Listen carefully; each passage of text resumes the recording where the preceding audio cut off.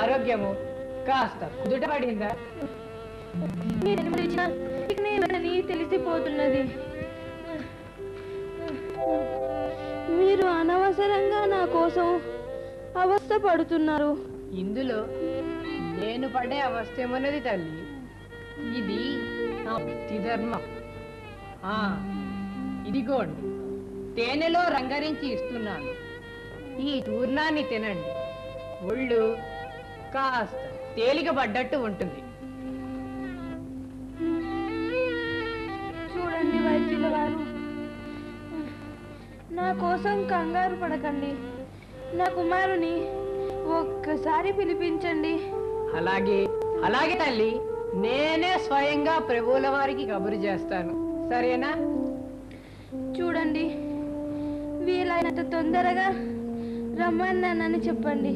చిత్తం చిత్తం తల్లి, మీరు నిశ్చింతగా ఉండండి. నేను ఇప్పుడే వెళ్తున్నాను. ముందు మీరు ఈ ఔషధాన్ని సేవించండి.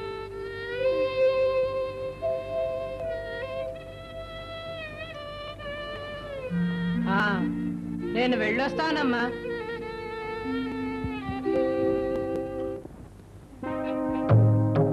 శ్రీమన్ మహారాజాధిరాజ రాజ పరమేశ్వర శ్రీకృష్ణదేవరాయ సార్వభౌములు విజయం చేస్తున్నారు.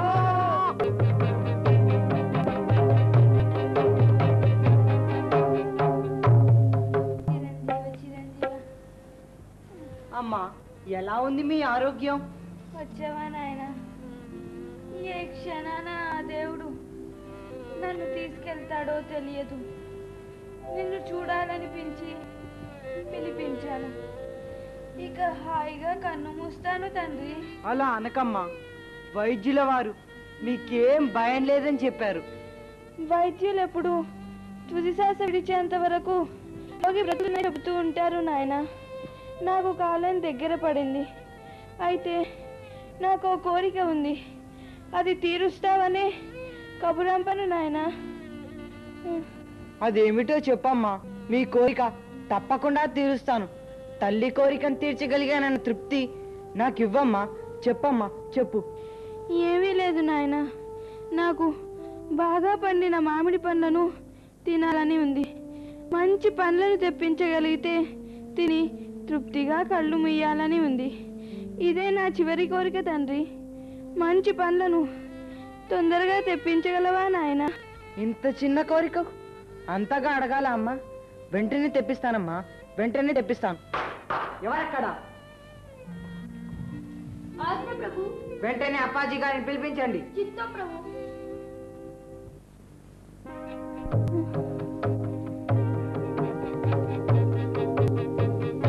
ప్రభువులకు దేముదే.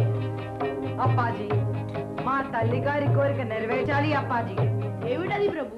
బాగా పండిన మామిడి పండ్లను వెంటనే తెప్పించండి అప్పాజీ. ఇది సాధ్యమా ప్రభు? ఏం, ఎందుకు కాదు? ఇది మామిడి పండ్ల కాలం కాదు కనుక దొరకడం కష్టం. ఎన్ని కష్టాలైనా భరించండి, మామిడి పండ్లను తెప్పించండి. బళ్ళను నలుమూలకు పంపించి వెతికించండి. ఎంత డబ్బైనా ఖర్చు పెట్టి మామిడి పండ్లను తెప్పించండి. ఇది మా తల్లి గారి కోరిక. ప్రభు, కాలం కాని కాలంలో మామిడి పండ్ల కోసం వెతకడం ఎండమాల్లో నీటి కోసం వెతకడం. ఎలాగైనా ప్రయత్నించండి అప్పాజీ, మామిడి పండ్లను తెప్పించండి. ఇది మా ఆజ్ఞ. వెళ్ళండి. చిత్తం ప్రభు.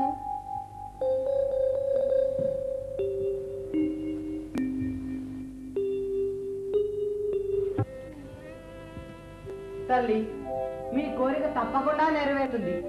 మామిడి పళ్ళని తెచ్చే కార్యక్రమాన్ని అప్పాజీకి అప్పగించాను. ఎక్కడున్నా వెతికి పట్టుకొస్తాడు.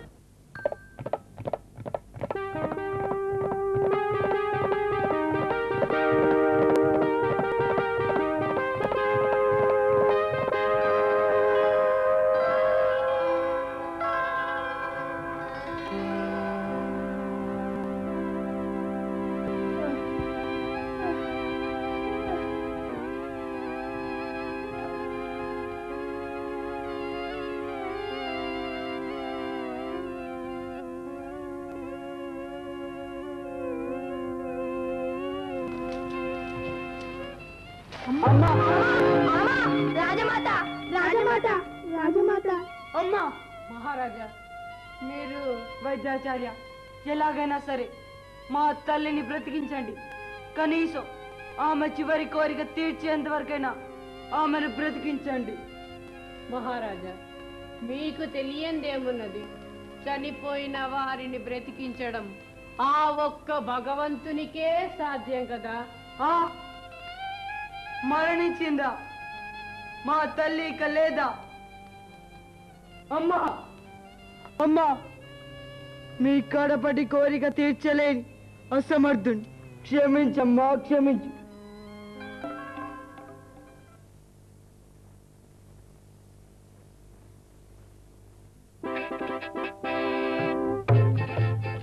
ప్రభు, అమ్మగారి కోరికపై కాలం కాని కాలంలో మామిడి పండ్ల కోసం వెతకడానికి సమయం పట్టినది. క్షంతవ్యులం.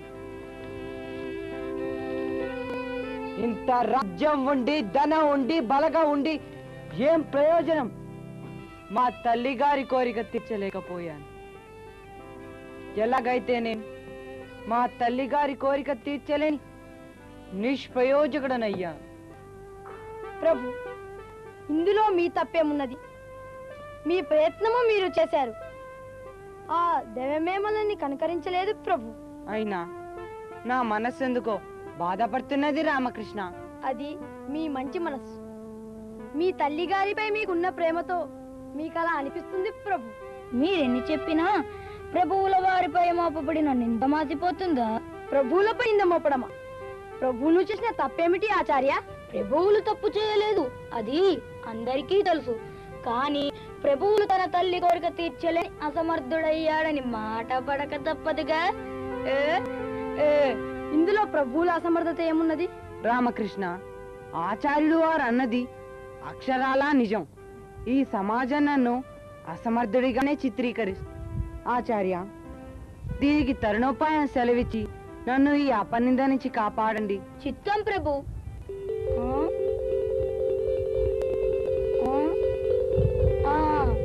అమ్మగారు ఉత్తరప్రదేశ్ జరిగేంత వరకు ప్రతిరోజు బంగారు మామిడి పళ్ళను బ్రాహ్మణులకు దానమిచ్చిన ఆమె కోరిక పరలోకమున తీరుతుంది, మీకు తృప్తిగా ఉంటుంది. అలాగే ఆచార్య, మీరు చెప్పినట్లు బంగారు మామిడి పళ్ళను చేయించి బ్రాహ్మణులకు దానం చేస్తాను. స్వర్గలోకాన ఉన్న మా తల్లికి ఆత్మశాంతిని కలిగిస్తాను. అమ్మా, నీ కోరిక నెరవేరుస్తానమ్మా, నెరవేరుస్తాను. నువ్వు ఏ లోకాన ఉన్నా మీ కోరిక తీరుతుందమ్మా, తీరుతుంది. ముక్కుతిమ్మన్నారు ఇలారా. రాయవరు ఇలా బంగారం దానం చేస్తుండే దేశంలో ఉన్న ఖజానా మొత్తం ఖాళీ అయిపోదు. ఎందుకు ఖాళీ అయిపోదు? అయిపోతుంది. రాయుల వారి తల్లి ప్రేమను అనుసా తీసుకుని తాతాచార్యులు ఖజానా మొత్తం ఖాళీ చేయిస్తున్నారు. ఇక మనం ఊరుకుంటే లాభం లేదు. ఇలా దానాలు చేస్తూ ఉంటే దేశం మొత్తం దరిద్రం అయిపోతుంది. దేశం దరిద్రంగా మారితే శత్రు రాజ్యాలు మన రాజ్యంపై దండెత్తి మన రాజ్యాన్ని కబళించవచ్చు. అయితే మనమంతా బానిస బ్రతుకు బ్రతకాల్సిందేలా? అయితే ఎలానైనా ఈ దానాలు చేయించడాన్ని ఆపు చేయించండి పెద్దనామాచ. ఎలా ఆపు చేయించాలి? రాయాల వారితో పని. దీనికి మనం అంతా కలిసి ఒక ఉపాయం ఆలోచించాలి. ఉపాయం ఉపాయం ఉపాయం.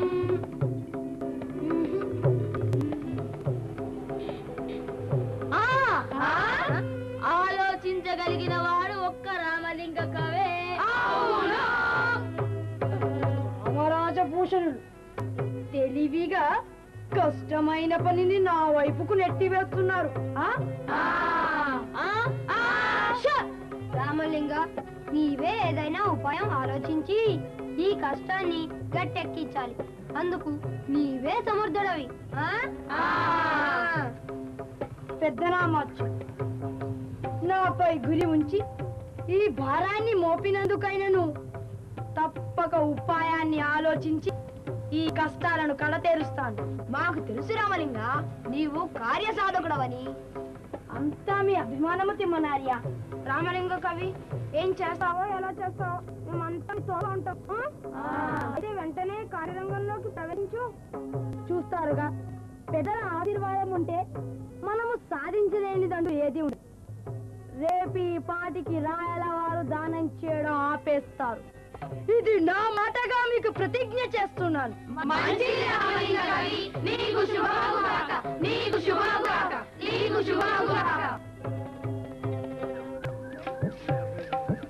ఒరేయ్, త్వరగా నడవండిరా. అవతల బంగారు మడిపళ్ళు అయిపోతాయి. కుంటి నరకలు నడుస్తారేనా వెదవలారా.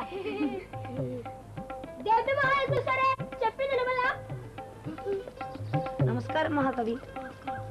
నమస్కారం మహాకవి. నమస్కారం మహాకవి. నమస్కారం మహాకవి. బ్రాహ్మణులారా. ఏమిటి మహాకవి? ఏమిటి మహాకవి? మీరంతా రాయల వారు దానం చేసే బంగారు మామిడిపళ్ళను తీసుకోవడానికి వచ్చారు కదా? అవును మహాకవి.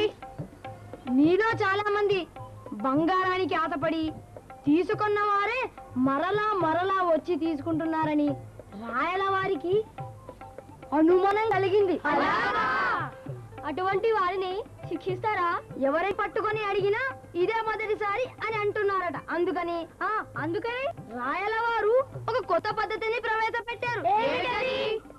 బంగారు మామిడి పండును పొందగోరిన వారు వాతను పెట్టుకోవాలి. భయపడకండి. దీనితో పాటు ఉపకారం చేసే మరో పద్ధతిని కూడా ప్రవేశపెట్టారు. ఏమిటది? వాతను పెట్టుకున్నవారు ఎన్ని బంగారు మామిడి పళ్ళు కావాల్సి వస్తే అన్ని తీసుకోవచ్చు. కానీ బంగారు మామిడి పళ్ళు ఎన్ని కావాలనుకుంటారో అన్ని వాతలు పెట్టుకోవాలి. ఎన్ని వాతలు పెట్టుకుంటే అన్ని మామిడి పళ్ళు ఇస్తారట. ఒక్క వాతకు ఒక మామిడి పండు, 10 వాతలకి 10 పండ్లు. 10 వాతలు వేయించుకుంటే చచ్చిపోవు. మరి బంగారు మామిడి పళ్ళు కావాలంటే చావాల్సిందే. అయితే ఇప్పుడు మనం ఎన్ని వాతలు పెట్టించుకుందామంటారు? ఎన్ని వీలైతే అన్ని వేసినప్పుడు తెలిసిందిగా. బ్రాహ్మణులారా, మీరంతా వాతలు పెట్టుకోవడానికి సిద్ధమేనా? మరి వాతలు పెట్టుకోకపోతే మామిడి పళ్ళు ఇవ్వరా? ఇవ్వరు. అయితే నేను వాతలు పెట్టుకోవడానికి సిద్ధమే. ఇక ఆలస్యం ఎందుకు? లోపలికి వెళ్ళండి. అక్కడ అంతా సిద్ధంగా ఉంది. అమ్మా, ఇక మీరు లోపలికి వెళ్ళొచ్చు.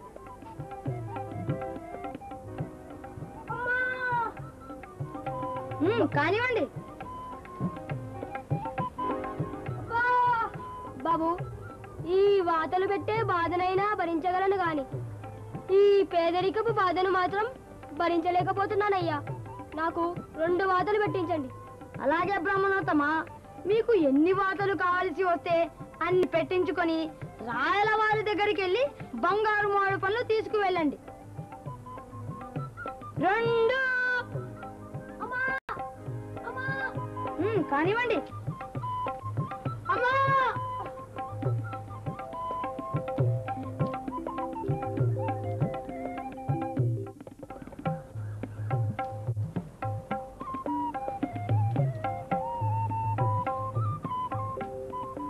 ఇష్టకామ్యాబ్ది సిద్ధిరస్తు.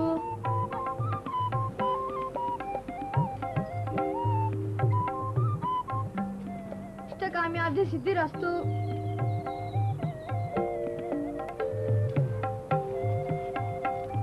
ఇష్టకామ్యాబ్ది సిద్ధిరస్తు.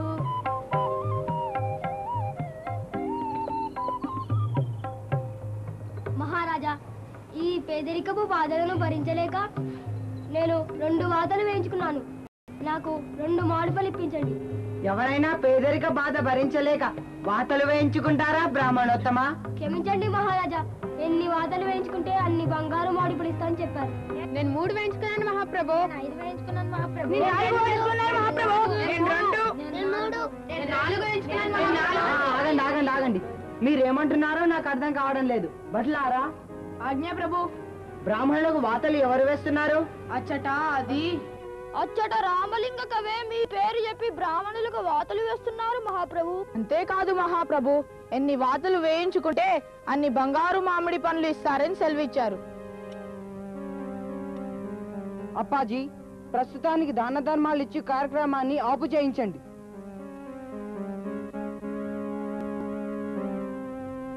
రామకృష్ణ కవి, నీ నేరాన్ని నేను క్షమించలేను. కోపగించుకోకండి ప్రభు. సావకాశంగా నేను చెప్పేది వినండి. మా అమ్మగారికి ఆమె చనిపోక ముందు వాత రోగం వచ్చింది. ఆమె నాకు వాత రోగం వచ్చింది, వాతలు పెట్టించు బాబు అని అడిగింది. కానీ కన్న తల్లికి చేతులారా వాతలు పెట్టడం ఇష్టం లేక నేను పెట్టించలేదు. కొద్దిసేపటికే రోగం ఎక్కువైంది. చనిపోతుందేమోనని భయపడి వాతలు పెట్టడానికి అన్నీ సిద్ధము చేశాను. కానీ ఈలోపే మా అమ్మ కన్ను మూసింది ప్రభు. వాతలు వేసుకొనకనే వాతలు వాతలు అంటూ కలవరిస్తూ కన్ను మూసింది ప్రభు. కాబట్టి కొందరి బ్రాహ్మణులకు వాతలు పెట్టినా స్వర్గంలోనో నా తల్లి ఆత్మ శాంతించునని ఈ పని చేయుచున్నాను ప్రభు. ఏమిటి ఇచ్చట బ్రాహ్మణులకు వాతలు వేస్తుంటే చనిపోయిన మీ అమ్మ ఆత్మ శాంతించునా? మీకేమైనా మతి భ్రమించిందా రామకృష్ణ కవి? లేదు ప్రభు. ఇప్పుడు మీ తల్లిగారి ఆత్మశాంతి కోసం బంగారు మామిడి పళ్ళను పంచుతున్నారు కదా, అలాగే వాతలు వేస్తే మా అమ్మ ఆత్మ శాంతించునని ఇలా వాతలు వేస్తున్నాను ప్రభు. ఏమిటి ఇదేదో రామలింగ కవి మనకి బుద్ధి చెప్పడానికే ఈ పని చేస్తున్నట్లున్నది. వెంటనే ఈ దాన ధర్మాలు ఇచ్చే కార్యక్రమాన్ని ఇప్పటితో ఆపు చేయిస్తా, లేకుండినా నవ్వుల పాలవుతాను. అప్పాజీ, దాన ధర్మాలు ఇచ్చే కార్యక్రమాన్ని ఇప్పటితో ఆపు చేయించండి. చిత్తం ప్రభు. రామకృష్ణ కవి, నా కళ్ళు తెరిపించారు.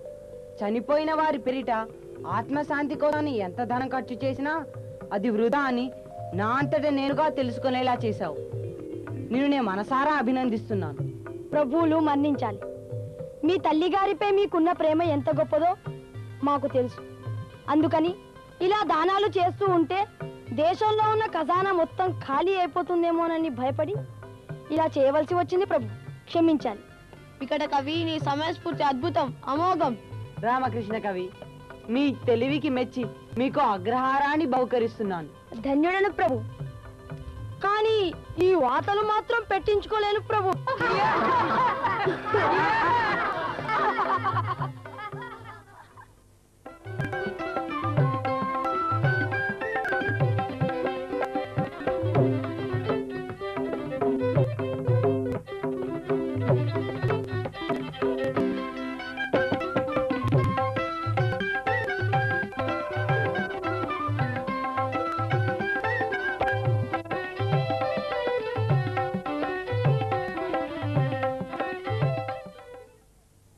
మా కార్యక్రమాలపై మీ అభిప్రాయాలు తెలపవలసిన